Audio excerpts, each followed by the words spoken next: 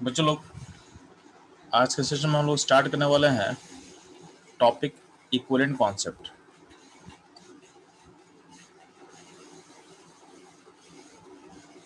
Equivalent concept,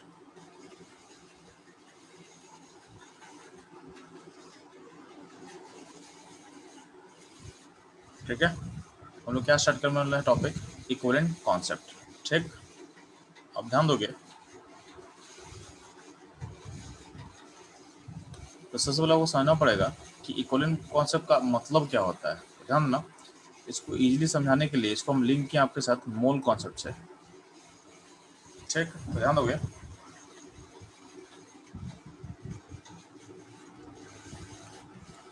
equivalent concept और mole concept में एक लिंकेज ड्रॉ किया हुआ है, मतलब दोनों में एक एनालॉजी ड्रॉ किया हुआ है ताकि आपको समझ में आना चाहिए कि इक्विवेलेंट कॉन्सेप्ट आखिर होता क्या है। तो ध्यान देना, इक्विवेलेंट कॉन्सेप्ट में एक टर्म होता है इक्विवेलेंट वेट। क्या होता है? एक टर्म होता है इक्विवेलेंट वेट। तो इक्विवेलेंट कॉन्सेप्ट का जो इक्विवेलेंट वेट होता है वो मोल कॉन्सेप्ट के मोलर मास के इक्विवेलेंट होता है। मतलब जो मोल कॉन्सेप्ट में रोल होता है मोलर मास का, वही रोल होगा इक्विवेलेंट कॉन्सेप्ट में इक्विवेलेंट वेट का। यानी जो मोल कॉन्सेप्ट का मोलर वेट होता है, जो मोल कॉन्सेप्ट का मोलर वेट होगा, वही काम करेगा आपका इक्विवेलेंट कॉन्सेप्ट का इक्विवेलेंट वेट, ठीक है। अब इक्विवेलेंट वेट का निकालते कैसे हैं? तो ध्यान देना, बोला गया है यहाँ पे हम लोग मोलर वेट को हम m1 से डिपेंड कर रहे हैं। यानी यहाँ पे जो m1 है वो मोलर वेट को बता रहा है या मोलर मास को बता रहा है m1, ठीक है। तो ध्यान दोगे, जो m1 है यानी मोलर मास को n फैक्टर से डिवाइड करेंगे। यहाँ पे यहाँ नीचे एक टर्म है nf, इसको बोलते हैं हम लोग n फैक्टर, ठीक है। इसके लिए टर्म यूज किया जाता है केमिस्ट्री में, या तो इसको हम बोलेंगे n फैक्टर, या इसके लिए टर्म यूज करता है कभी कभी वैलेंसी फैक्टर, ठीक है। तो जब भी आपको इक्विवेलेंट वेट निकालना होगा तो क्या करोगे आप? जिसका भी आपको इक्विवेलेंट वेट चाहिए होगा उसके मोलर मास को, यानी उसके मोलर वेट को डिवाइड कर दोगे n फैक्टर से, उसके मोलर वेट को डिवाइड कर दोगे n फैक्टर से, ठीक है। तो मिल जाएगा आपको इक्विवेलेंट वेट मिल जाएगा, आपको इक्विवेलेंट वेट मिल जाएगा, ठीक। ध्यान देना, तो ये हो गया आपका इक्विवेलेंट वेट कैसे निकालते हैं। अब ध्यान देना, जैसे मोल कॉन्सेप्ट में मोल होता है ना, मोल वही रोल प्ले करेगा इक्विवेलेंट कॉन्सेप्ट में इक्विवेलेंट्स, ठीक है। तो जो जो रोल प्ले करता है मोल कॉन्सेप्ट में मोल का, तो मोल का मतलब जो होता है वही मतलब होता है यहाँ पे इक्विवेलेंट का। तो मोल को कैसे निकालते थे आप लोग? तो मोल को निकालने के लिए हम क्या करते थे सिंपल तरीके में, कि जो वेट है वेट को डिवाइड करते थे मोलर मास से। तो वेट को जब मोलर मास से डिवाइड करेंगे क्या मिल जाएगा? मोल मिल जाएगा। वेट को जब डिवाइड करेंगे हम मोलर मास से तो हमको क्या मिल जाएगा? हमको मोल मिल जाएगा, हमको मोल मिल जाएगा, ठीक है। तो वेट को डिवाइड करते हैं मोलर मास से तो हमको मोल मिल गया। सिमिलरली हम इक्विवेलेंट कैसे निकालते हैं? तो वेट को डिवाइड करेंगे हम इक्विवेलेंट वेट से, वेट को डिवाइड करेंगे हम इक्विवेलेंट वेट से, ठीक है। और इक्विवेलेंट वेट क्या होता है? तो आपको पता है इक्विवेलेंट वेट क्या होता है? Molar mass by n factor, molar mass by n factor, ध्यान देना।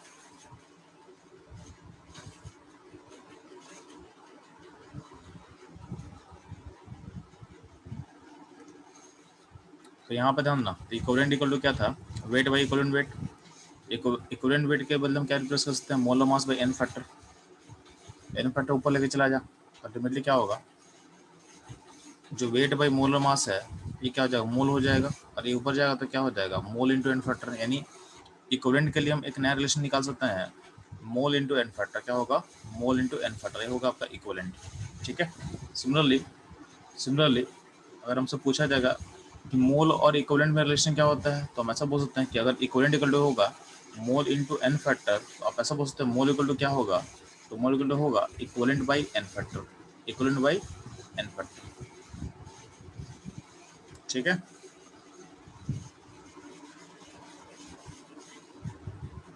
अब ध्यान देना, तो आखिर इक्विवेलेंट वेट होता क्या है? इक्विवेलेंट वेट का डेफिनेशन बता चुके हैं, पहला डेफिनेशन बता चुके हैं क्या होता है कि जिसका भी हमको इक्विवेलेंट वेट फाइंड करना होगा उसमें वो क्या बता चुके हैं, उसका इक्विवेलेंट वेट कैसे निकलता है, उसके मोलर मास को डिवाइड करते हैं एन फैक्टर से। ठीक है, इसके अलावा इक्विवेलेंट वेट निकालने के लिए कुछ ओल्डर डेफिनेशन, पुराना डेफिनेशन आपके पास दिया हुआ है।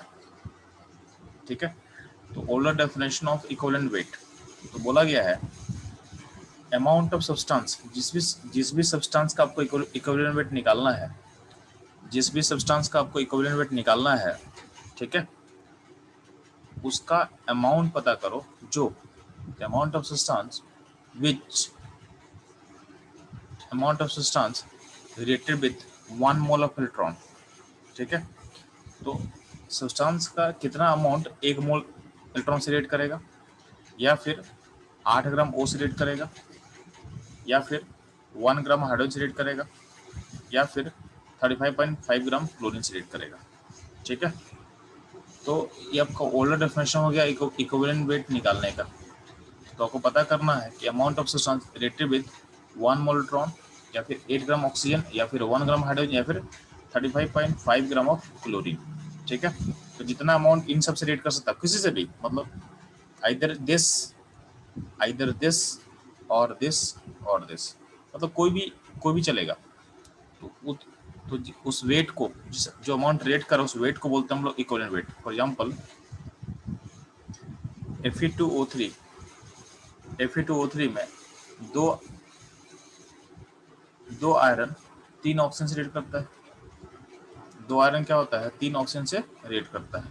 ठीक है, तो 3 ऑक्सीजन का वेट कितना होता है जी, 3 ऑक्सीजन का वेट होता है 48 ग्राम। क्या होता है, 48 ग्राम। तो आपको पता चला कि Fe2O3 मॉलिक्यूल में जो आयरन है वो यानी 2 आयरन 3 ऑक्सीजन से रेट कर रहा है, यानी 2 आयरन का वेट कितना होगा। तो आपको पता है कि आयरन का मोलर मास होता है 56, तो 56 को 2 से मल्टीप्लाई कर ले तो क्या होगा 112, यानी आयरन का 112 ग्राम 48 ग्राम O से रेट कर रहा है। तो आपके 8 ग्राम O से कितना रेट करेगा आयरन, तो ध्यान देना 48 ग्राम से ऑफ O से आपका 112 ग्राम रेट कर रहा है आयरन का। तो 1 ग्राम से कितना करेगा, तो 112 बाई 48, तो 8 ग्राम से कितना करेगा,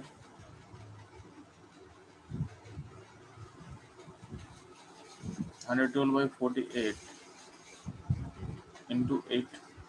ठीक है, तो ये ध्यान देना, ये कैंसिल आउट कर सकते हो 8 से, तो 6 बार में कटेगा, तो इसका आंसर क्या हो जाएगा। तो आयरन का वेट कितना रेट करेगा, ध्यान देना, ये आप कैलकुलेशन करेगा तो कितना आ जाएगा, ये तो आ जाएगा 112 बाई 6 यानी 18.6। 18.66। ठीक है,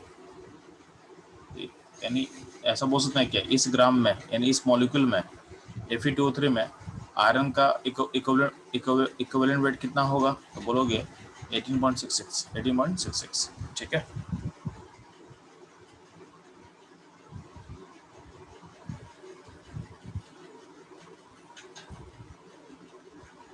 अगला क्वेश्चन देखो आप ध्यान से। ये क्वेश्चन पूछा गया आपसे कि find the equivalent weight of iron in FeO, यानी फेरस ऑक्साइड में आयरन का इक्विवेलेंट वेट क्या होगा। तो ध्यान देना,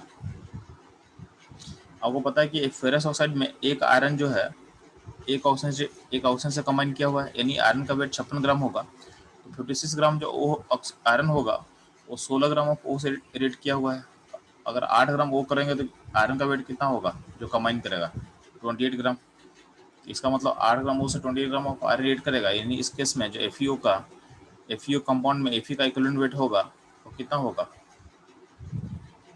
हो जाएगा 28। बाय डेफिनेशन क्या हो जाएगा, 28 ग्राम हो जाएगा। The equivalent weight of Fe in this compound is 28. ठीक है, चलो इसे फर्दर कुछ क्वेश्चन और फर्दर सॉल्व करते हैं इसका। बच्चों लोग अब क्वेश्चन नंबर 63 को सॉल्व करोगे, 64 भी सॉल्व करना आपको है एंड 65 भी सॉल्व करना है।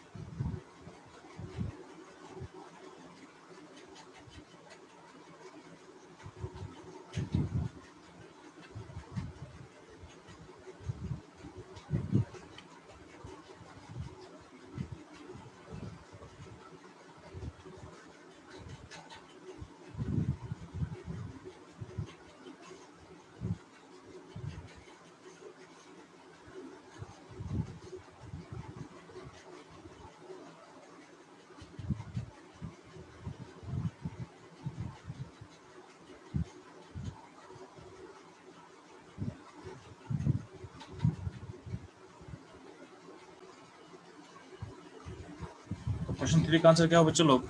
तो एटॉमिक वेट, इक्विवेलेंट वेट और इनफिनिटम रिलेशन क्या होगा? ऑप्शन ए होगा। ठीक है,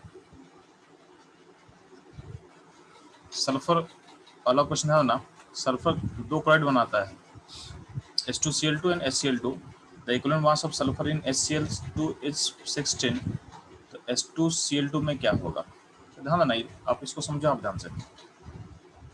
जो हम डेफिनेशन देखे थे ना, जो हम डेफिनेशन देखे थे इक्विवेलेंट वेट का, ठीक है, इसमें ध्यान दोगे ये अल्टीमेटली क्या है, आपको इसको आपको रियलाइज करना बहुत जरूरी है।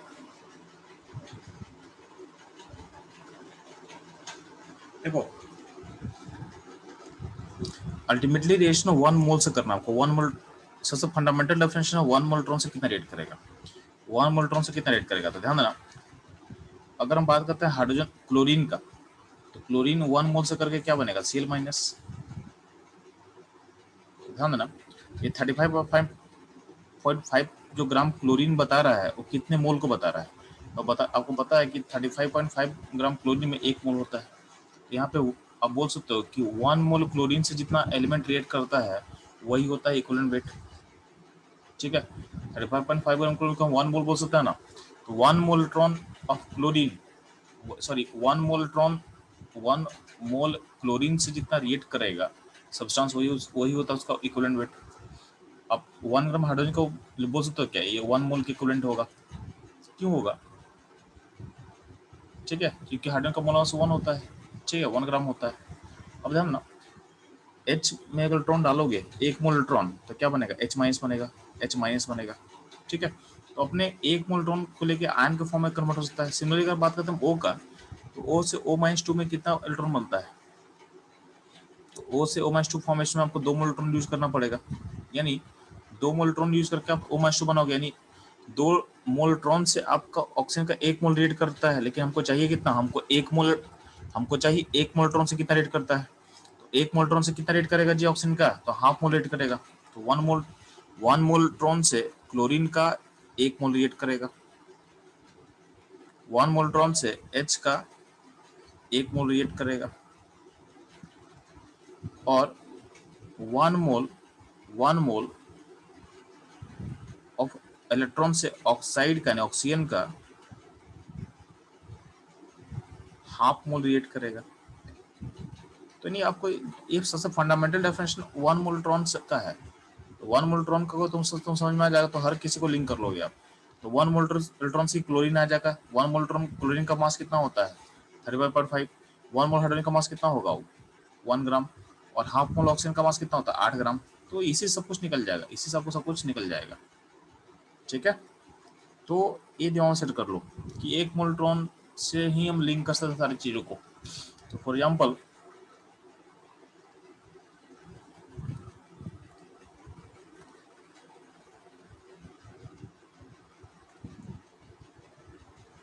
हम ऐसा सोचना है क्या कि क्लोरीन अल्टीमेटली इक्विवेलेंट का मतलब क्या होता है कि 1 मोल क्लोरीन से कितना रेट करेगा।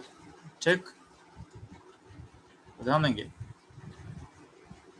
H2Cl2 में आपका बोला है सल्फर का बोला गया है, तो ध्यान देना, दो क्लोरीन से 2 सल्फर रेट करता है।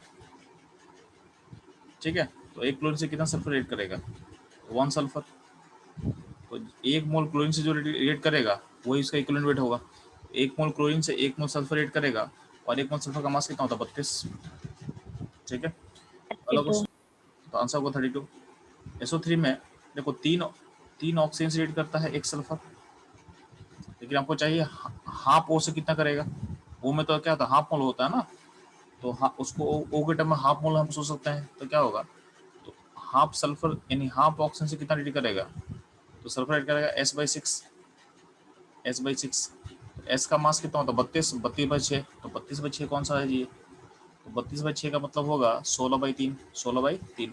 ऑप्शन होगा 1, ऑप्शन होगा 1। ठीक है, आप इसको फर्दर आगे देखते हैं हम लोग।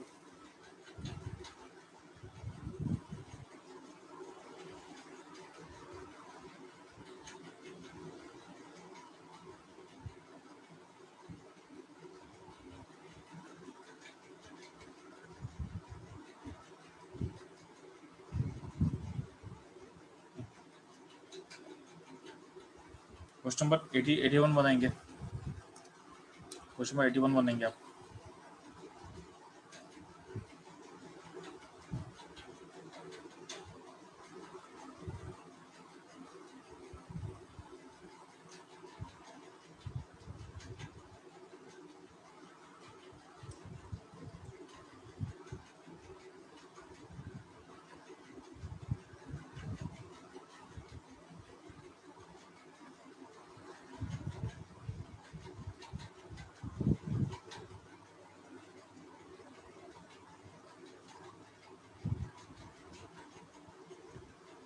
इवन 81 हो जाएगा तो आप लोग क्वेश्चन नंबर 80 में आना।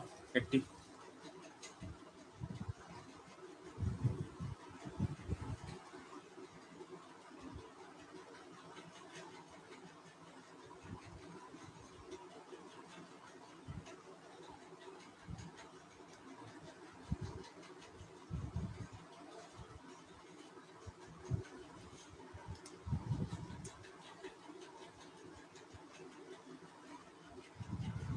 जल्दी फास्ट।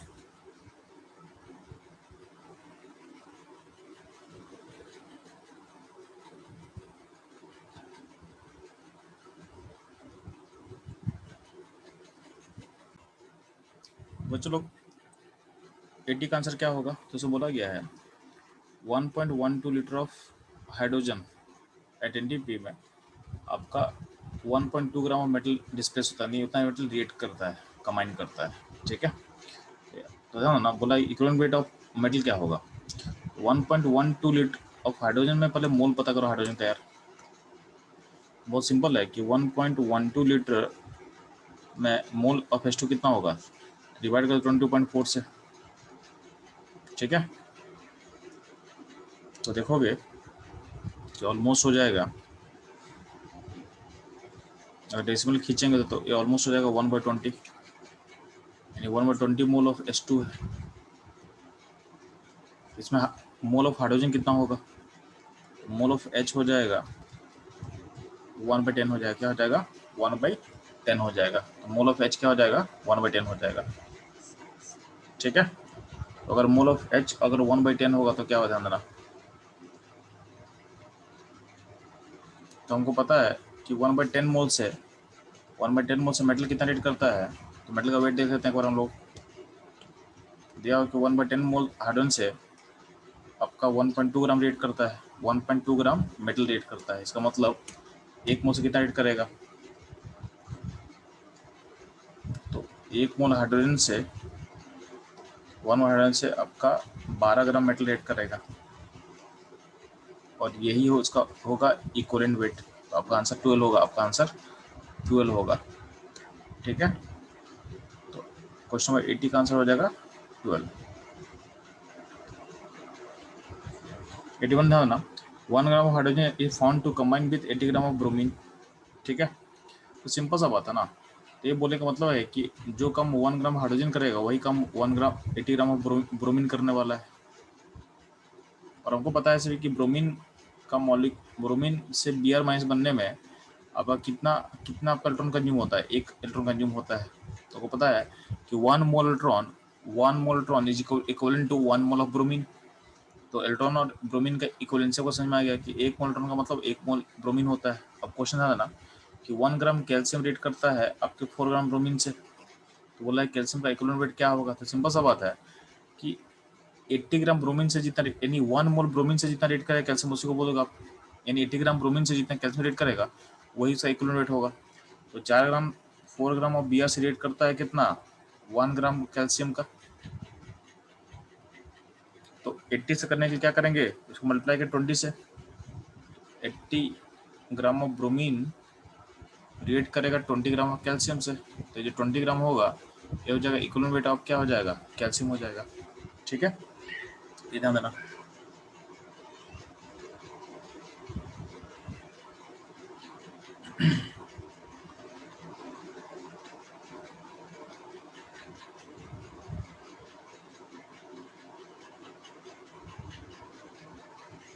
ठीक है, तो हम लोग डेफिनेशन देख लिए, उसके अकॉर्डिंग हम लोग क्या किए, कुछ क्वेश्चन कवर कर लिए। नेक्स्ट मूव करते हैं ध्यान से। इक्विवेलेंट एंड कॉन्सेप्ट में मोल कॉन्सेप्ट में फर्दर क्या रिलेशन होता है जी? तो ध्यान देना, मोल कॉन्सेप्ट में टर्म हम लोग पढ़े थे मोलारिटी। तो मोलारिटी क्या था? तो मोल ऑफ सॉल्यूट या mole of component divided by volume of solution in litre, ये था आपका मोलारिटी। ये था आपका मोलारिटी। तो मोल कॉन्सेप्ट मतलब क्या है? मोलारिटी यानी mole of solid divided by volume solution in litre. ठीक, अब ध्यान देना, एक टर्म होता है आपके पास नॉर्मलिटी। क्या होता है? नॉर्मलिटी। तो इक्विवेलेंट कॉन्सेप्ट में एक टर्म होता है नॉर्मलिटी। ठीक, तो मोलरिटी जिस तरह से मोल कॉन्सेप्ट में मोलरिटी होता है, उस तरह से इक्विवेलेंट कॉन्सेप्ट में क्या होता है? नॉर्मलिटी होता है। नॉर्मलिटी का मतलब क्या होता है जी? नॉर्मलिटी का मतलब होता है equivalents divided by volume of solution in litre. तो होता है आपका नॉर्मलिटी। ठीक है, अब ध्यान देना, तो हम इक्विवेलेंट्स को हम क्या लिख सकते हैं? इक्विवेलेंट को हम लिख सकते हैं मोल इंटू एन फैक्टर। पढ़ चुके हम लोग।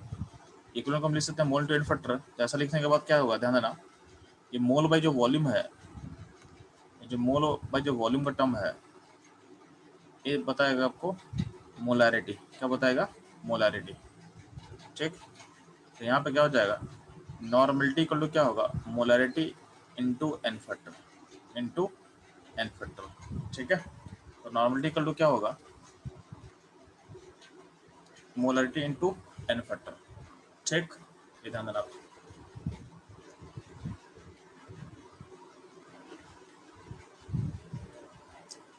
तो एक टर्म निकाल चुके हैं कि नॉर्मलिटी और मोलारिटी का रिलेशन क्या हो गया? तो normality equal to molarity into n factor होगा। सिमिलरली उल्टा सोच सकते तो क्या होगा? मोलारिटी इक्वल टू क्या होगा? नॉर्मलिटी बाय एन फैक्टर होगा। नॉर्मलिटी बाय एन फैक्टर होगा। ठीक है, अब ध्यान दोगे, अगर हम रिवर्स सोचेंगे तो ध्यान देना, मोलारिटी क्या होता है? मोल बाय वॉल्यूम। तो अगर मोलारिटी को मल्टीप्लाई करेंगे वॉल्यूम से तो आपको मोल मिल जाएगा। तो मोल के लिए हम क्या बोल सकते हैं? मोल इक्वल टू क्या होगा? Molarity into volume of solution. Similarly equivalence के लिए क्या होगा जी? इक्विवेलेंस के लिए होगा normality into volume of solution litre को, और मल्टीप्लाई कर देंगे यानी नॉर्मलिटी में हम मल्टीप्लाई कर देंगे वॉल्यूम ऑफ सॉल्यूशन को इन लीटर में, तो मेरे को मिल जाएगा क्या? मेरे को मिल जाएगा इक्विवेलेंस। क्या मिल जाएगा? इक्विवेलेंस मिल जाएगा। ठीक है, तो मोल कैसे निकालेगा और इक्विवेलेंट कैसे निकालेगा समझ में आ गया। अब ध्यान देना, हम लोग क्या सीखे ऊपर में कि नॉर्मलिटी को हम लिख सकते हैं मोलरिटी इंटू एन फैक्टर। यहाँ पे इसको प्लेस कर देगा नॉर्मलिटी को मोलरिटी इंटू एन फैक्टर को, तो ऐसा कुछ हो जाएगा, यानी n factor into molarity into volume solution litre. ठीक है,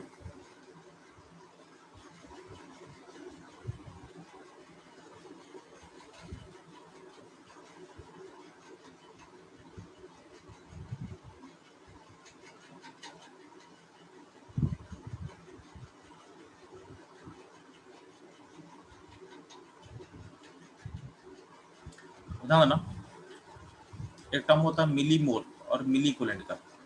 तो लोग ऑलरेडी पढ़ चुके मिली मोल क्या होता है। मिली मोल होता है मोल को मल्टीप्लाई करेंगे 1000 तो हो जाएगा मिली मोल। ठीक है, यानी मोलरिटी इंटू वॉल्यूम लीटर, मोल को हम लिख सकते हैं मोलरिटी इंटू वॉल्यूम लीटर, तो उसको मल्टीप्लाई करेंगे 1000 से मिल जाएगा मेरे को मिली मोल। या फिर जो वॉल्यूम अल्टीमेटली क्या है, जो वॉल्यूम इन लीटर है इंटू 1000 क्या होगा? ये होता है वॉल्यूम इन ml। तो अगर मोलरिटी को मल्टीप्लाई कर दोगे वॉल्यूम इन ml से तो आपको मिल जाएगा मिली मोल। समझना, उल्टा सोच सकते हो, आपको मोलरिटी पता करना है और मिली मोल दिया है, तो क्या आपका अब क्या करोगे? मिली मोल को डिवाइड कर दोगे वॉल्यूम इन ml से, मिली मोल को डिवाइड कर दोगे वॉल्यूम इन ml से। ठीक है, तो आपको मिल जाएगा मोलरिटी। ये बात समझ में आना चाहिए। सिमिलरली जिस तरह से मिली मोल होता है मोल कॉन्सेप्ट में, उससे इक्विवेलेंट कॉन्सेप्ट में टर्म होता है मिली इक्विवेलेंट। क्या होता है? मिली इक्विवेलेंट। तो मिली इक्विवेलेंट का मतलब क्या होगा जी? इक्विवेलेंट को मल्टीप्लाई कर दो 1000 से। अब इक्विवेलेंट होता क्या है? तो normality into volume in litre होता है, उसको मल्टीप्लाई करो 1000 से। अब जब 1000 से मल्टीप्लाई करोगे तो अल्टीमेटली वॉल्यूम इन लीटर और 1000 क्या हो जाएगा? ये हो जाएगा वॉल्यूम इन ml। क्या हो जाएगा? वॉल्यूम इन ml। ठीक है, तो ये हो गया आपका मिली इक्विवेलेंट। क्या होगा? ये होगा आपका मिली इक्विवेलेंट। अब ध्यान देना, नॉर्मलिटी इक्वल टू अल्टीमेटली क्या आ जाएगा? तो कभी कभी आपको अगर मिली इक्विवेलेंट दिया रहेगा तो उसको डिवाइड कर देना वॉल्यूम इन ml से, तो आ जाएगा आपका नॉर्मलिटी आ जाएगा। ठीक है, मिली इक्विवेलेंट को डिवाइड करेंगे वॉल्यूम इन ml से तो आपका नॉर्मलिटी आ जाएगा। ठीक है, अब ध्यान देना, जो रिलेशन इक्विवेलेंट्स इन मोल में था ना, जो रिलेशन आपका इक्विवेलेंट्स इन मोल में था, वही रिलेशन फॉलो करेगा कौन? तो milli equivalence and millimole follow करेगा। तो जो relation milli equivalence and mole में था वो रिलेशन फॉलो होगा मिली इक्विवेलेंस एंड मिलीमोल में। इसका मतलब मिली इक्विवेलेंट इक्वल टू क्या होगा, N factor into millimole. Milli equivalent equal to क्या होगा, एन फैक्टर इनटू मिलीमोल्स। और मिलीमोल्स को उल्टा सोचो तो मिलीमोल्स इक्वल टू क्या होगा, milli equivalent by N factor, milli equivalent by N factor होगा।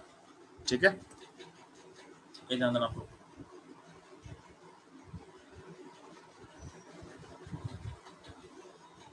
अगर आपको वापस लाना है, अगर वापस आपको मिली इक्विवेलेंट से इक्विवेलेंट लाना है तो क्या करोगे, मिली इक्विवेलेंट को डिवाइड करना 1000 से तो आपको मिल जाएगा इक्विवेलेंट्स। सिमिलरली अगर आपको वापस मिली मोल को लाना है मोल में तो क्या करोगे, मिली मोल को डिवाइड करना 1000 से तो मिल जाएगा, आपको मोल मिल जाएगा। ठीक है, ये था पूरा रिलेशन। अब यहाँ ध्यान दोगे, आप लोग हम ऑलरेडी समझा चुके हैं कि मिली मोल हम यूज कर क्यों करते हैं। तो ध्यान देना, why we milli mole sometime. तो मिली मोल या मिली इक्विवेलेंट हम यूज इसलिए करते हैं ताकि अपना कैलकुलेशन क्या हो, फास्टर हो। अपना कैलकुलेशन क्या हो, फास्टर हो। इसे समझाने के लिए आपके सामने छोटा सा एग्जांपल समझाएगा आपको। जैसे आपको सामने एक कोन लिखा हुआ है, एक कोन का फिगर बना हुआ है और बोला इस कोन का आपको वॉल्यूम पता करना है, इस कोन का आपको वॉल्यूम पता करना है। ठीक है, इस कोन का आपको वॉल्यूम पता करना है। तो वॉल्यूम का फॉर्मूला क्या होता है जी, कोन का वॉल्यूम होता है 1/3 पाई r स्क्वायर h। तो अगर आपको दो सिचुएशन ले लें, ठीक है, हमको फाइंड करना है वॉल्यूम मीटर क्यूब में, find volume in metre cube. तो पहले केस में दिया हुआ है कि रेडियस दिया हुआ है 5 सेंटीमीटर और आपका जो एच दिया हुआ, हाइट दिया हुआ 10 सेंटीमीटर है। तो इसमें दो तरीके से कैलकुलेशन कर सकता हूँ। ये तो डायरेक्टली पहले क्या काम करो कि जो सेंटीमीटर का वैल्यू वो वही पुट कर दो फॉर्मूला में, तो आपका जो वॉल्यूम आ जाएगा वो आ जाएगा फटाफट सेंटीमीटर क्यूब आ जाएगा। और लास्ट में क्या करोगे, इस सेंटीमीटर क्यूब को मीटर में करने के लिए 10⁻⁻⁶ से मल्टीप्लाई कर देना। ठीक है, ये जो फैक्टर है उसको मल्टीप्लाई कर देना। एक तरीका ये हो गया, एक तरीका ये हो गया। ठीक है, तो आप क्या किया, सेंटीमीटर का यूज करके पहले वॉल्यूम निकाल दिया, लास्ट में आप मल्टीप्लाई कर रहे हो मीटर क्यूब में चेंज करने का जो फैक्टर होता है। दूसरा तरीका क्या है कि आप शुरू में क्या करो कि आप रेडियस को चेंज कर दो मीटर में और हाइट को चेंज कर दो मीटर में। तो शुरू में आप चेंज कर दिए, तो अब क्या होगा, अब जो वॉल्यूम होगा, तो इस वॉल्यूम में क्या होगा, आप आर और एच दोनों को पुट कर दिए। ठीक है,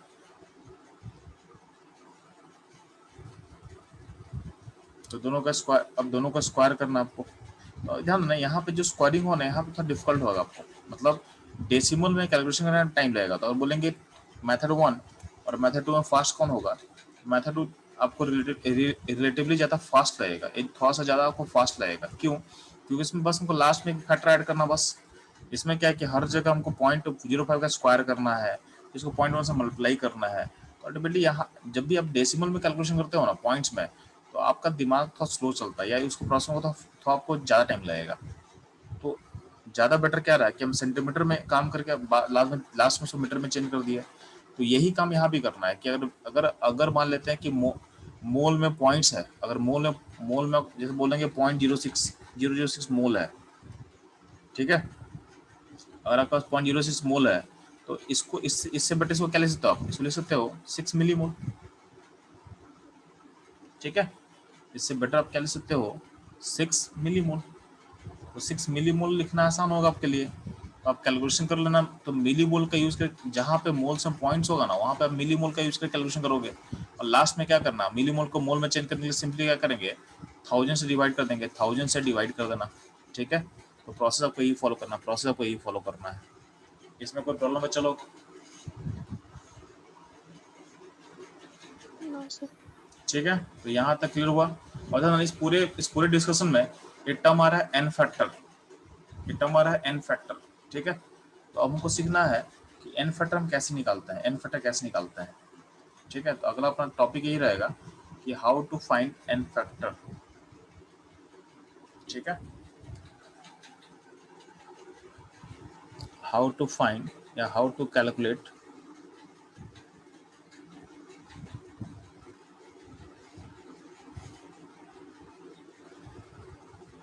फैक्टर इन डिफरेंट केसेस,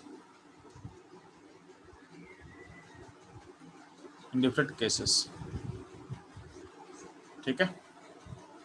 तो डिफरेंस केसेस क्या होता है तो ध्यान दोगे यहाँ पे।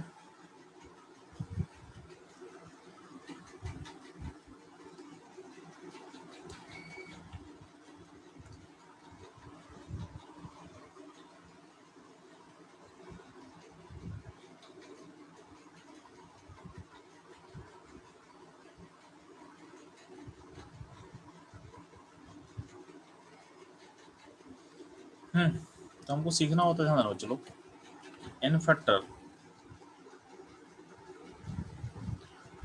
का पहला केस होता है एसिड में कैसे निकालते हैं, एन फैक्टर फॉर एसिड्स। पहला क्या होगा, N factor for basis. Next होगा एन फैक्टर फॉर सॉल्ट। ठीक है, ये तीन बेसिक क्राइटेरिया होता है कि एन फैक्टर एसिड में कैसे निकालते हैं, बेस में कैसे निकालेंगे, सॉल्ट में कैसे निकालेंगे। इसके अलावा क्या होगा, एन फैक्टर फॉर रिएक्शन।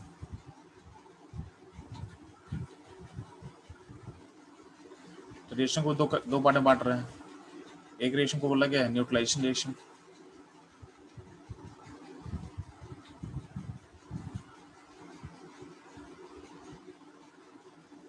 और एक रिएक्शन बोला गया रिडॉक्स। तो रिडॉक्स रिएक्शन में कैसे निकालेंगे, n factor in redox reaction. ठीक है,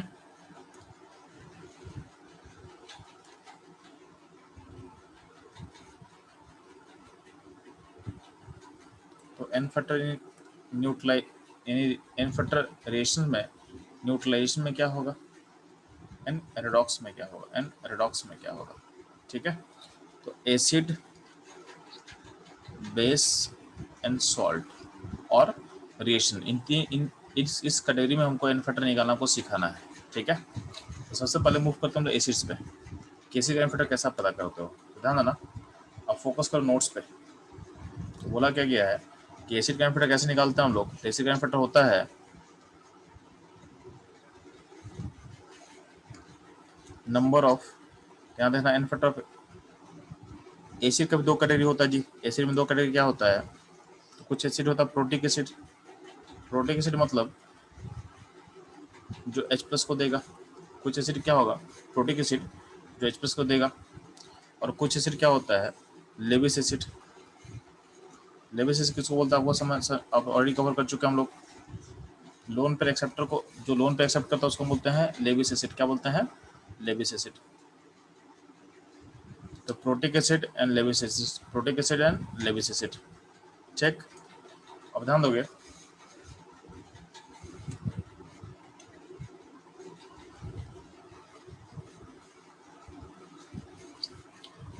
ठीक है, तो प्रोटिक एसिड ध्यान दोगे। प्रोटिक एसिड में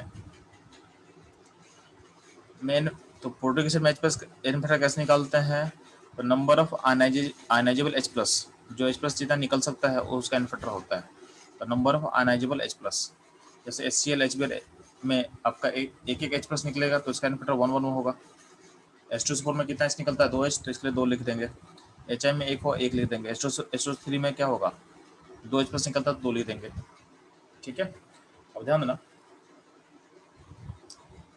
फॉस्फोरस का 3 एसिड होता है इंपॉर्टेंट अपने लिए। फॉस्फोरस का 3 एसिड है इंपॉर्टेंट है, कौन कौन है, H3PO2, H3PO3 एंड H3PO4। तो ध्यान देना, तीनों कंपाउंड में 3 H है, लेकिन इसका फिगर जब देखोगे तो H3PO2 का फिगर ऐसा होता है। तो इसमें देखोगे, हमेशा ध्यान देना, आप वही H निकालते हो, आप उसी H को निकालते हो जो, अच्छा अल्टीमेटली क्या बोला गया कि अनएजेबल H किसको बोलते हैं, तो जो H O से लिंक होता है, या फिर जो लिंक हो H लिंक होगा हैलोजन से, उसी को आप बाहर निकाल सकते हो, उसी को आप बाहर निकाल सकते हो। तो अनएजेबल H प्लस किसको बोलते हैं, जो O से लिंक होगा या तो हैलोजन से लिंक होता है। तो H3PO2 में देखोगे तो आपका एक H है जो लिंक है O के साथ, आपका सिंगल H है जो लिंक है O के साथ। ठीक है, तो सिंगल H अगर O के साथ लिंक होगा इसका मतलब क्या होगा, इसका मतलब इसमें एन फैक्टर क्या होगा, 1 होगा। H3PO3 का फिगर देखोगे तो ध्यान देना, इसका फिगर ऐसा होता है, P double bond O OH OH and H। ठीक है, इसमें इसमें कितना H लिंक है, इसमें कितना H लिंक और लिंक दिख रहा है, तो अल्टीमेटली आपको दिख रहा होगा, यहाँ पे H है, यहाँ पे H है। ठीक है, यहाँ पे 2 H लिंक है O के साथ, इसका फैक्टर क्या 2 होगा। H3PO4 में क्या है, क्या पर कितना H लिंक है, यहाँ पे लिंक दिख रहा होगा, यहाँ पे 3 O से H लिंक है, यहाँ पे OH कितना होगा, 1 2 3, यहाँ बेनिफिट क्या होगा 3 होगा, बेनिफिट क्या होगा 3 होगा। ठीक है, ये रहा आपका एसिड बेनिफिट निकालने का तरीका, और सारे केस इसमें डिस्कस कर लिया गया है। कभी कभी एसिड अगर लेविस एसिड होगा तो क्या करेंगे हम लोग, तो लेविस एसिड का बेनिफिट हमेशा 1 होता है, इसको याद कर लोगे। लेविस एसिड का बेनिफिट हमेशा क्या होगा 1 होगा। ठीक है, जैसे बोरोन का हाइलाइट्स हो गया, एल्युमिनियम का हाइलाइट्स हो गया, बोरिक एसिड हो गया, सबका सब लेविस एसिड है, इसका मतलब सारे का बेनिफिट क्या होगा 1 होगा। ठीक है, आपको ध्यान देना है कि बोरिक एसिड लेविस एसिड होता है, बोरिक एसिड लेविस एसिड होता है। Boric acid is a weak monobasic Lewis acid, इसमें एच निकलता नहीं है, अपने प्रोटॉन को लूज नहीं करता है, तो बाहर से लोन प्रोटॉन एक्सेप्ट करता है। यहाँ पे दिखाया हुआ है कि बोरिक एसिड में क्या होता है, वाटर का लोन पे एक्सेप्ट करता है, और उसके बाद वाटर का एच को ब्रेक करता है, अपने एच को लूज नहीं करता है, वाटर को एक्सेप्ट करेगा और वाटर का एच को ब्रेक करके एच प्लस प्रोड्यूस करता है, यानी वाटर को हाइड्रोलाइज करता है, वाटर का हाइड्रोलाइसिस करके एच प्लस प्रोड्यूस करता है, अपना एच को नहीं लूज करता है। इसलिए बोरिक एसिड एक लेविस एसिड है, बोरिक एसिड एक लेविस एसिड है, ये ध्यान देना आप।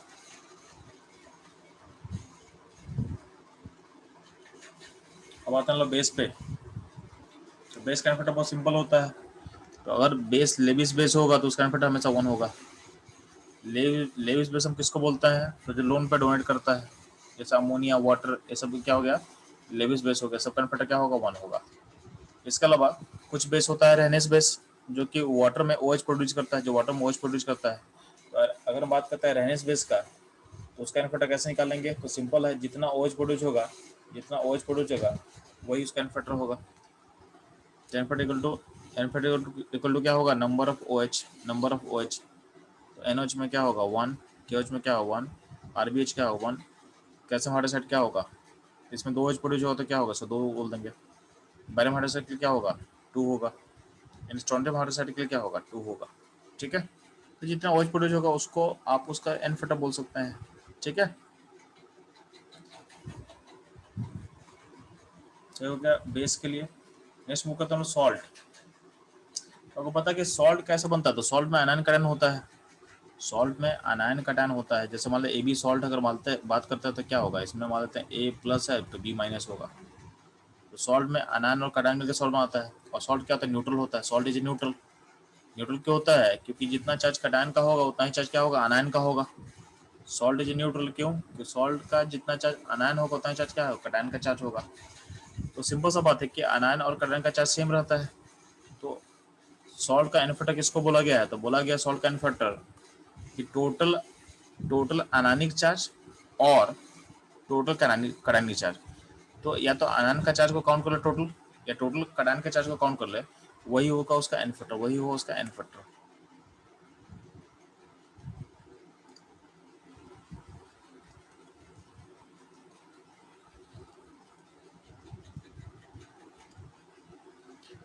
टोटल अनायनिक चार्ज या टोटल कटायनिक चार्ज,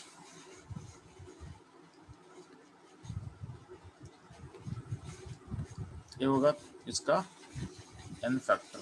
क्या होगा इसका एन फैक्टर। ठीक है,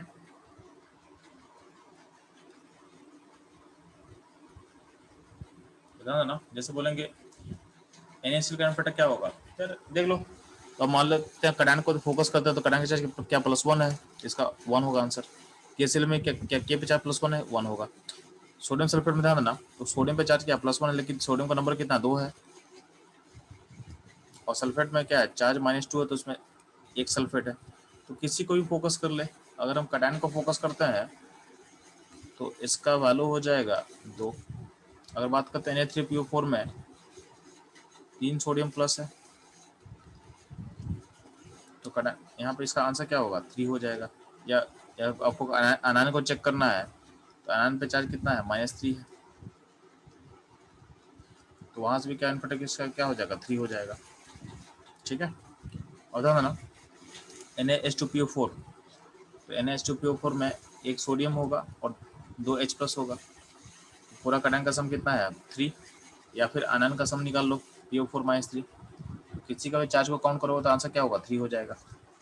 सेम होगा Na2HPO4 में भी 3 होगा। ठीक है, अब ध्यान देना, इसी में एक टर्म है एलम। तो बोला कि एलएम का इन्वर्टर क्या होगा, एलएम का फॉर्मूला क्या होता है, K2SO4 L2SO4 होल थ्राइस, यहाँ 3 मिसिंग है, होल थ्राइस तो 24S2 होता है। इसमें आप कडान निकालो तो कडान क्या क्या है, के है, के कितना कडान है, 2 है। और अनान और कडान क्या, एल्युमिनियम कडान है, वो भी कितना है, वो भी 2 है। तो सारे कडान का चार्ज का सम कितना होगा जी, 2 और 6 का सम कितना, 8 होगा। तो इसका इन्वर्टर क्या होगा, 8 हो जाएगा। क्या हो जाएगा, इन्वर्टर 8 हो जाएगा। ठीक है, यहाँ तक को डाउट से पूछ सकते हैं बच्चे लोग।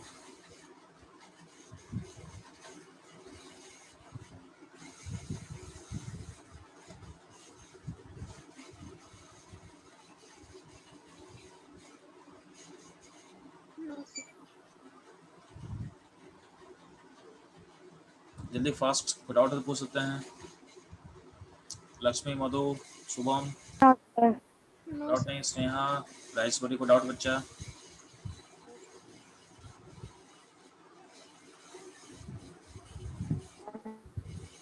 ठीक है, तो यहाँ तो कोई डाउट नहीं है, तो हम आगे मूव कर रहे हैं। तो हम लोग इन्वर्टर एसिड बेस सॉल्व का निकालना सीख चुके हैं। ठीक है,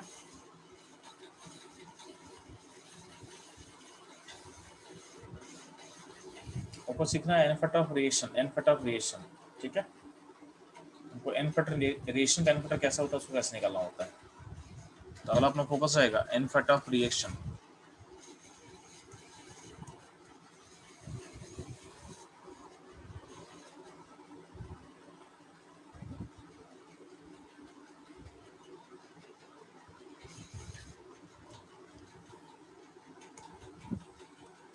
तो इन्वर्टर ऑफ रिएक्शन में था ना, सबसे पहले हम सीखेंगे एसिड बेस रिएक्शन में। तो एसिड बेस रिएक्शन का मतलब क्या होता है, न्यूट्रलाइजेशन।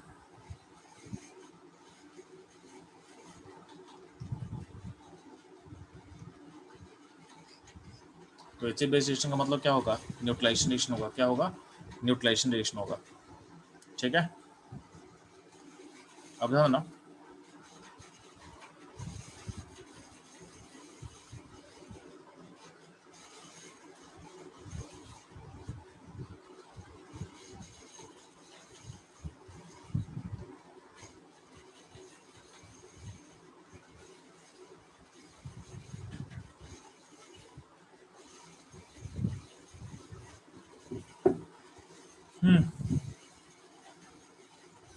तो न्यूट्रलाइजेशन रिएक्शन समझ में आ रहा है। तो न्यूट्रलाइजेशन रिएक्शन का मतलब क्या होता है कि एसिड बेस न्यूट्रलाइज करेगा आपस में। ठीक है, तो इस केस में अगर आपको इन्वर्टर निकालना होता है ना, तो इन्वर्टर जो एसिड का होता है, तो अगर न्यूट्रलाइजेशन रिएक्शन आप कर रहे हो तो एसिड का इन्वर्टर होता है कि उसका H+ कितना कंज्यूम हुआ है।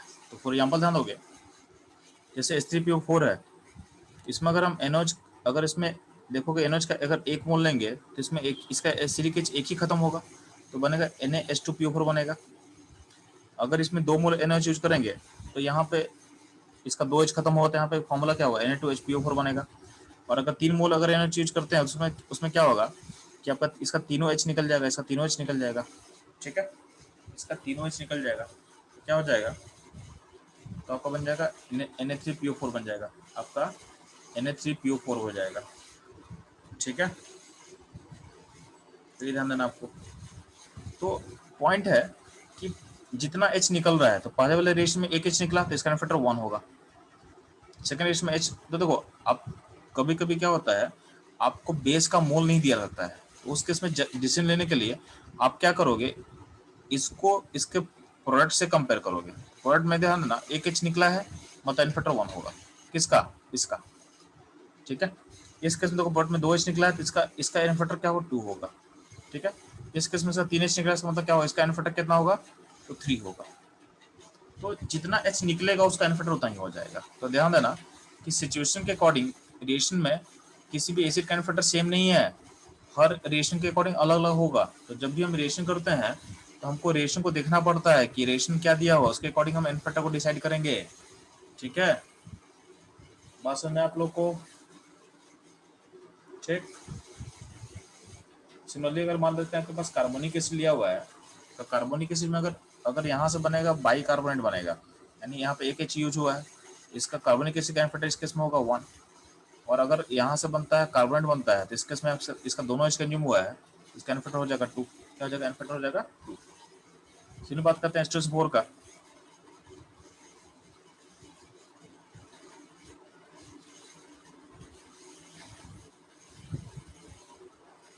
तो ध्यान दोगे,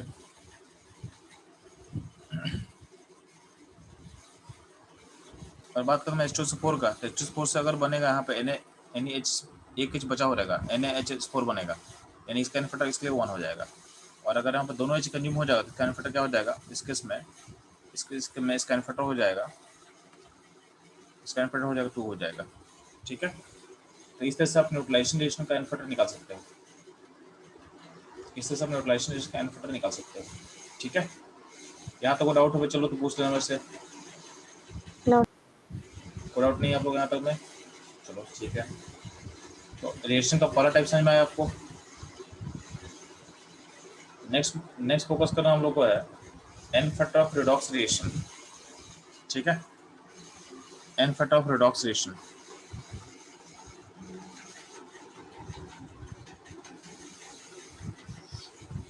ठीक है, तो इसी को समझना कि रिडॉक्स रिएक्शन का एन फैक्टर कैसे डिफाइन किया गया है। तो बोला गया है एन फैक्टर ऑफ कंपाउंड और एलिमेंट और आयन जिसके लिए हम फोकस कर रहे हैं उसका एन फैक्टर क्या होता है, तो नंबर ऑफ इलेक्ट्रॉन लॉस और गेन पर mole of species, number of electron loss और गेन पर मोल ऑफ स्पीसीज, जिसका भी निकाल रहे हैं उसका एक मोल में कितना इलेक्ट्रॉन लॉस किया है तो गेन किया है। ठीक है, कितना इलेक्ट्रॉन लॉस किया है तो गेन किया है, वही होता है उसका एन फैक्टर। बहुत सिंपल सा चीज है, एक मोल में कितना इलेक्ट्रॉन लॉस करेगा या तो गेन करेगा। ठीक है, पर मोल, वही उसका एन फैक्टर बोलते हैं। तो ध्यान देना इसे,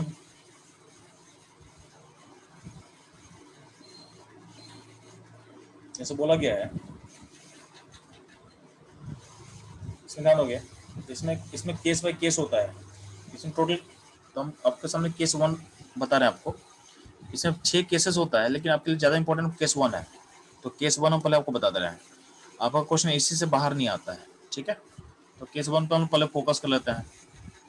तो अगर कोई स्पीसीज अगर या तो ऑक्सीडेशन होगा या तो रिडक्शन होगा, कोई एक ही चीज होगा, आइदर ऑक्सीडेशन और रिडक्शन।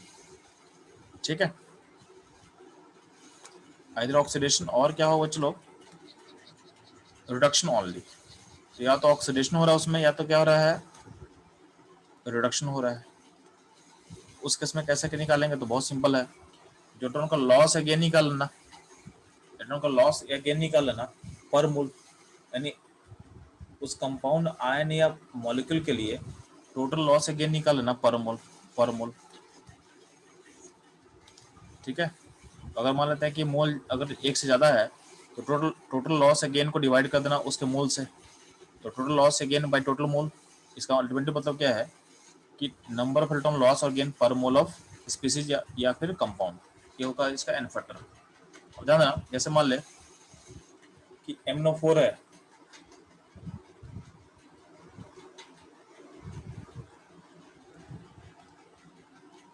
MnO4, तो MnO4 माइनस एसिडिक मीडियम में जाता है Mn+2 में, बेसिक मीडियम में जाता है Mn+6 में, और मीडियम अगर स्लाइटली बेसिक होगा या फिर न्यूट्रल होगा तो जाता है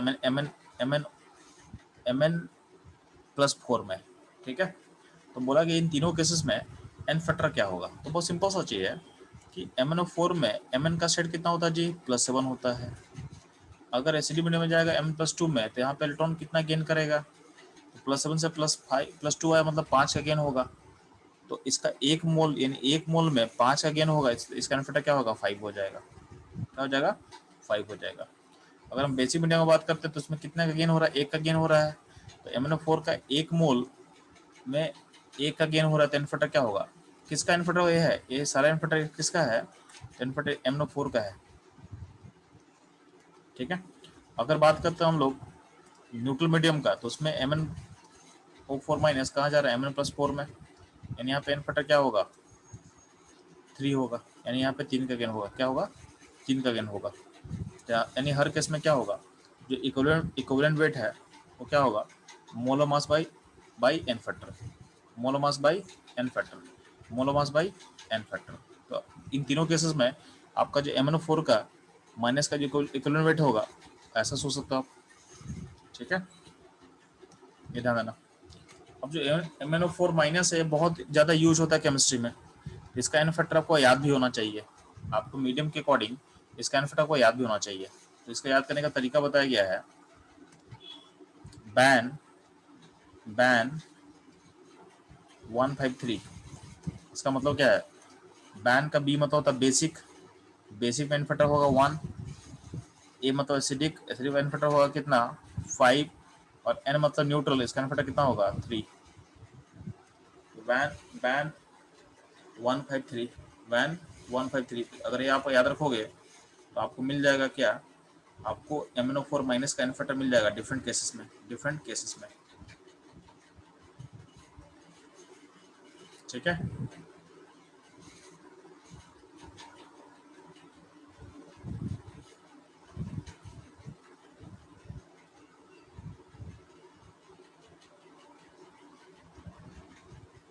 ये ध्यान देना, ठीक है। इतना क्लियर है तो आप लोग को सॉल्व क्या करना है, कुछ क्वेश्चन सॉल्व करोगे आप लोग।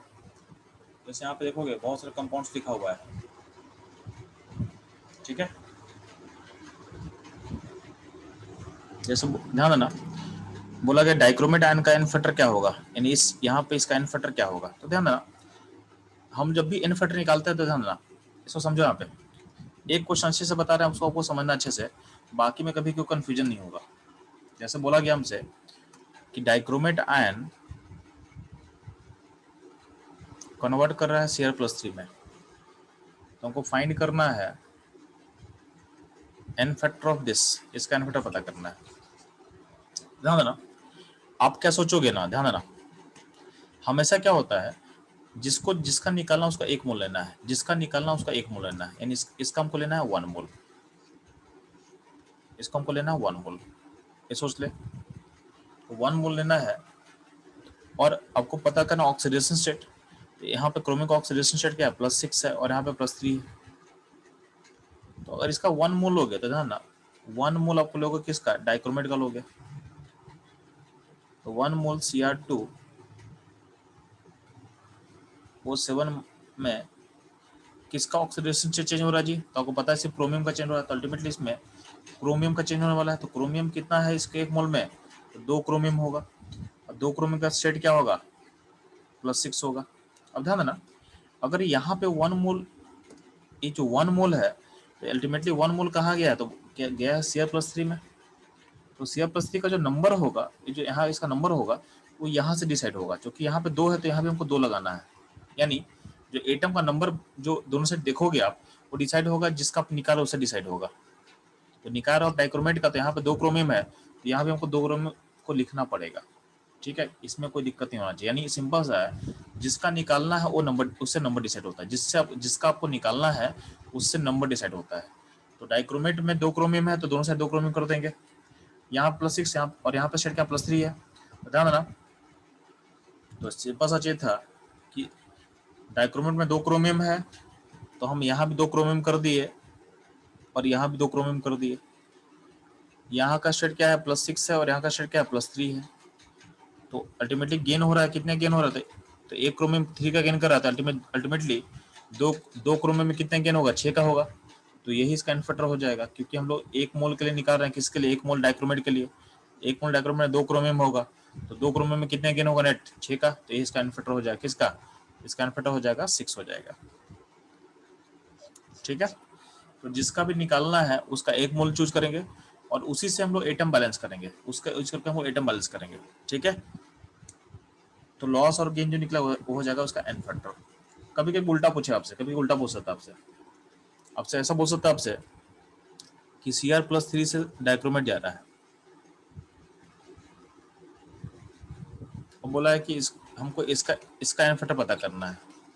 मेरा दिमाग क्या बोलेगा, इसका हमको लेना है 1 मोल, इसका आपको 1 मोल लेना है, तो 1 मोल ऑफ दिस स्पीसीज में क्रोमियम कितना होगा, तो 1 होगा। तो क्रोमियम अगर यहाँ पे 1 होगा तो यहाँ भी क्रोमियम को आपको 1 लेना है, ठीक है। एटम का जो बैलेंसिंग है, नहीं एटम कितना लेना है वो डिसाइड होगा जिसका आप निकाल रहे हो, जिसका आप निकाल रहे हो वो एटम को बैलेंस, वो आपको एटम को बैलेंस करने में हेल्प करेगा, ठीक है, उसी से एटम का बैलेंसिंग करना आपको। अब ध्यान देना, जो ऑक्सीडेशन स्टेट होगा इसका +3 है और यहाँ पे क्या क्रोमियम का +6 है। यहाँ पे अल्टीमेटली क्या हो रहा है, +3 से +6 में कितना हो रहा है, 3 का लॉस हो रहा है। 3 इलेक्ट्रॉन का लॉस होगा तो यहाँ पे n फैक्टर क्या हो जाएगा, 3 हो जाएगा, यानी इस कंपाउंड का n फैक्टर क्या हो जाएगा, यानी क्या हो जाएगा, 3 हो जाएगा। तो आपको समझ में आना चाहिए, जिसका भी निकालने बोलेंगे उससे एटम को दोनों से उसी उसका एटम से ही दोनों से बैलेंसिंग होगा, ठीक है। और उसके बाद ऑक्सीडेशन स्टेट को लिख के लॉस अगेन पता कर लेना है, लॉस अगेन पता कर लेना है। एक और क्वेश्चन को बता दे रहे हैं, जैसे मान ले आपको दिया है ऑक्सलेट C2O4 -2 से जा रहा है CO2 में, और बोल रहा है कि आपको पता करना है फैक्टर इसका में यहाँ पे कितना 2 कार्बन है, तो यहाँ 2 कार्बन लेंगे तो यहाँ पे हम लोग को 2 कार्बन लेना पड़ेगा, यानी एटम बैलेंस हमेशा जिससे निकाल रहे हैं उसे आपको एटम को बैलेंस करना है, ठीक है। ऑक्सीडेट में कार्बन का ऑक्सीडेशन स्टेट कितना होता है जी, +3 होता है और यहाँ पे +4 होता है। अल्टीमेटली एक कार्बन में 1 का लॉस है, 2 में कितना का लॉस हो, 2 का लॉस होगा, तो इसका फैक्टर क्या हो जाएगा, 2 हो जाएगा, ठीक है। कभी कभी क्या करोगा, कुछ लोग उल्टा बोलेगा, उल्टा बोलेगा मतलब बोलेगा कि CO2 से जा रहा है ऑक्सीलेट में, तो आप CO2 का एन फैक्टर निकालो, CO2 का एन फैक्टर निकालो, तो CO2 में कितना कार्बन, तो CO2 में 1 कार्बन, यहाँ पे हमको 1 लेना पड़ेगा। जिसका भी आपको एन फैक्टर निकालना वही नंबर को डिसाइड करता है। तो यहाँ पे CO2 में 1 कार्बन है, तो यहाँ 1 ही कार्बन लेंगे, और यहाँ पे ऑक्सीडेशन रेट क्या होगा, +4, तो यहाँ पे क्या होगा, +3। ऑटोमेटिक क्या होगा, इसमें 1 का गेन होगा, क्या होगा, 1 का गेन होगा, क्या होगा, 1 का गेन होगा।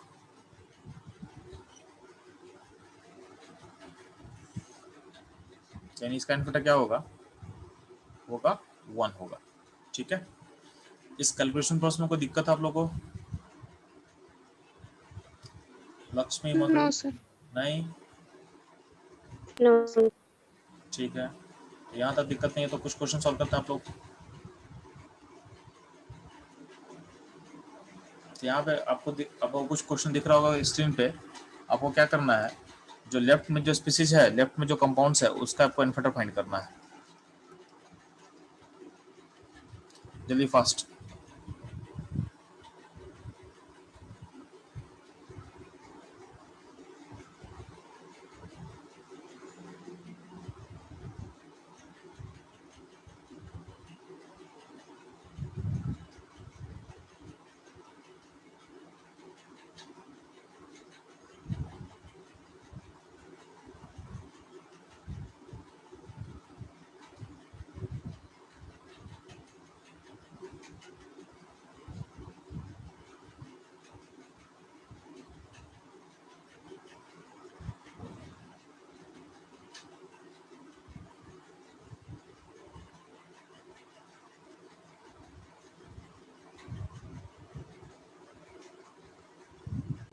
यहाँ तक क्वेश्चन बने हुए, चलो यस सर। ठीक है, तो आज क्लास यहीं पे एंड करते हैं, ठीक है। नेक्स्ट क्लास में इसका एप्लीकेशन सीख लेंगे। अच्छा बताओ, आप लोग को सब लोग को बॉन्ड एंड डायग्राम पता है, मतलब ऑर्गेनिक केमिस्ट्री में तो आप लोग तीनों तो पता है। स्नेहा, स्नेहा का क्लास कौन सा बच्चा, स्नेहा 11। 11th क्लास है, तो आप लोग थोड़ा सा ऑर्गेनिक केमिस्ट्री कुछ पढ़े हैं अभी तक क्या, ऐसा कुछ इसका मतलब समझ में आता है, इसका ये क्या लिखा हुआ है,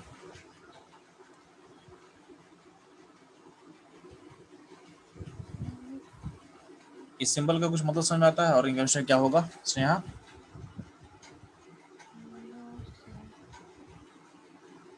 यस और नो में रिप्लाई करेंगे, उसके अकॉर्डिंग हम क्लास प्लान करेंगे।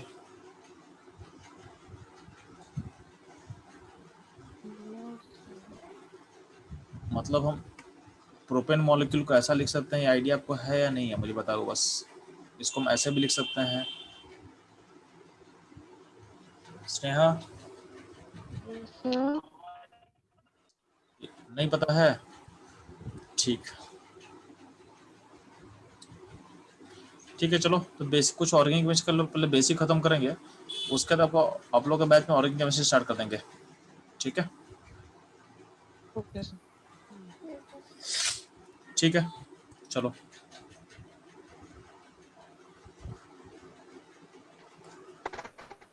तो नेक्स्ट क्लास से आपका ऑर्गेनिक केमिस्ट्री स्टार्ट हो जाएगा, मतलब रेडॉक्स में ज़्यादा कुछ बचा नहीं हुआ है, तो रेडॉक्स खत्म करते ही आपको जंप कर जाएंगे हम लोग ऑर्गेनिक केमिस्ट्री पे। ठीक है, चलो सेशन पेंट करते हैं हम लोग।